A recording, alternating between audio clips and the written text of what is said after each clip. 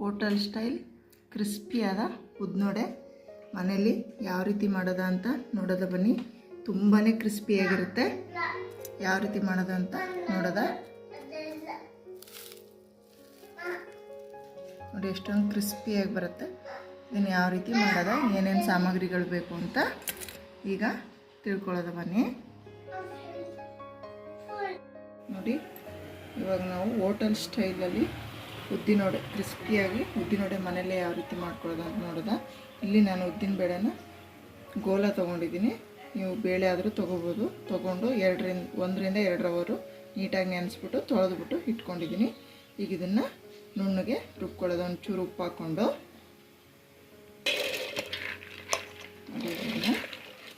ನಾನು ಮಿಕ್ಸಿಗೆ ಹಾಕೋತಾ ಇದ್ದೀನಿ. ನೀವು ಗ್ರೈಂಡ್ರ್ ಇದ್ದರೆ ಗ್ರೈಂಡ್ರಲ್ಲೂ ಕೂಡ ರುಬ್ಕೋಬೋದು.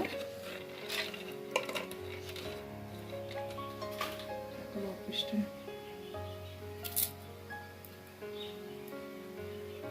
ಉಪ್ಪು ಹಾಕಿದ್ದೀನಿ ರುಚಿ ತಕ್ಕಷ್ಟು. ಇದಕ್ಕೆ ನೀರು ಹಾಕ್ತೇನೆ ಗಟ್ಟಿಯಾಗಿ ರುಬ್ಕೋಬೇಕಾಗುತ್ತೆ. ನೋಡಿ, ಈ ಥರ ನುಣ್ಣಗೆ ಗಟ್ಟಿಯಾಗಿ ನೀರು ಹಾಕ್ತೇನೆ ಆಡಿಸ್ಕೋಬೇಕು. ಈಗ ಇದಕ್ಕೆ ನಾವು ಒಂದು ಸ್ವಲ್ಪ ಜೀರಿಗೆ ಮತ್ತು ಒಂಚೂರು ಕಾಯಿನ ಸಣ್ಣ ಸಣ್ಣ ಪೀಸ್ ಮಾಡಿಕೊಂಡು ಹಾಕ್ಕೋಬೇಕು. ಮತ್ತು ಒಂದು ಮೆಣಸಿನ್ಕಾಯಿನ ಸಣ್ಣದಾಗಿ ಹೆಚ್ಚಿಬಿಟ್ಟು ಸೇರಿಸ್ಕೋಬೇಕು. ಒಂದು ಸ್ವಲ್ಪ ಕರಿಬೇವಿನ ಸೊಪ್ಪು ಮತ್ತು ಕ್ರಿಸ್ಪಿನೆಸ್ ಬರೋಕ್ಕೆ 1 ಟೇಬಲ್ ಸ್ಪೂನಷ್ಟು ಅಕ್ಕಿ ಹಿಟ್ಟನ್ನು ಕೂಡ ಸೇರಿಸ್ಕೋಬೇಕು. ಉಪ್ಪು ನಾವು ಅದಕ್ಕೆ ಮಿಕ್ಸ್ ಮಾಡಿರೋದ್ರಿಂದ ಉಪ್ಪೇನು ಮೇಲೆ ಹಾಕೋ ಅವಶ್ಯಕತೆ ಇಲ್ಲ. ಮತ್ತು 1-2 ಕಾಳು ಮೆಣಸು ಕೂಡ ಇದಕ್ಕೆ ಹಾಕೋಬೇಕು. ನೋಡಿ, ಒಂದು 4 ಕಾಳು ಮೆಣಸನ್ನು ಕೂಡ ಇದಕ್ಕೆ ಸೇರಿಸ್ಕೊತಾ ಇದ್ದೀನಿ.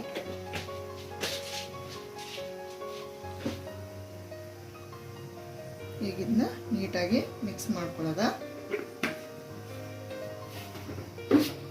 ಈಗ ಕೈಯಿಂದ ನೀಟಾಗಿ ಇದನ್ನ ಈ ರೀತಿ ಮಿಕ್ಸ್ ಮಾಡ್ಕೋಬೇಕಾಗುತ್ತೆ ಎಲ್ಲನೂ.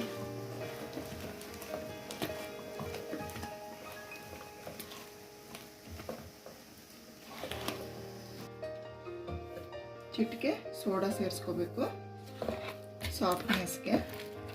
ಅದನ್ನು ನೀಟಾಗಿ ಮಿಕ್ಸ್ ಮಾಡ್ಕೊಳ್ಳೋದ.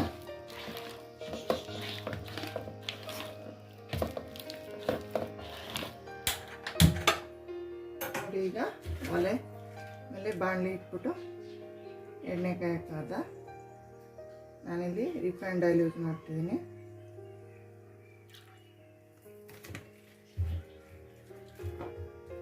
ನೋಡಿ, ಈಗ ಎಣ್ಣೆ ಕಾದಿದೆ. ಈಗ ವಡೆ ಹಾಕದ. ಈ ರೀತಿ ಉದ್ವಡೆ ಹಾಕದ.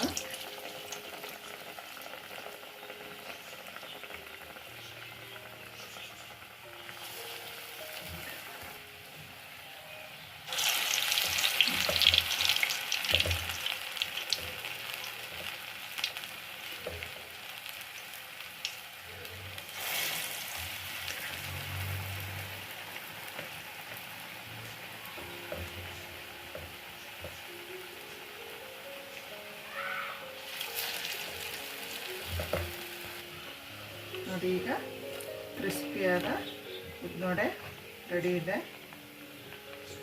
ಈಗ ಇದನ್ನ ತಗೊಳ್ಳೋದ ಬನ್ನಿ.